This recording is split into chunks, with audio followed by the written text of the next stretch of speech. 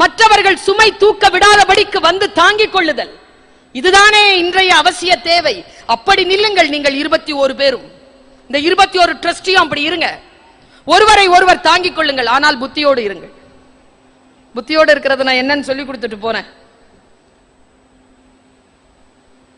கொஞ்சம் வில்லங்கமா இருக்கும், ஆனா நுட்பமானதுங்க. வாழ்க்கை இனிப்பானது மட்டும் இல்லை, வாழ்க்கையில் சில பல விஷயங்கள் முட்கள் வந்து சேர்கிறது.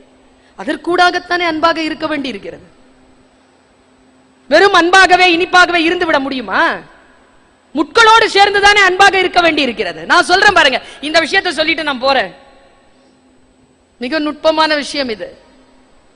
எனக்கு என்ன வேதனைன்னா, நூண்டு மேடைக்கு 4 கூலர் வச்சிருக்கிறோம்.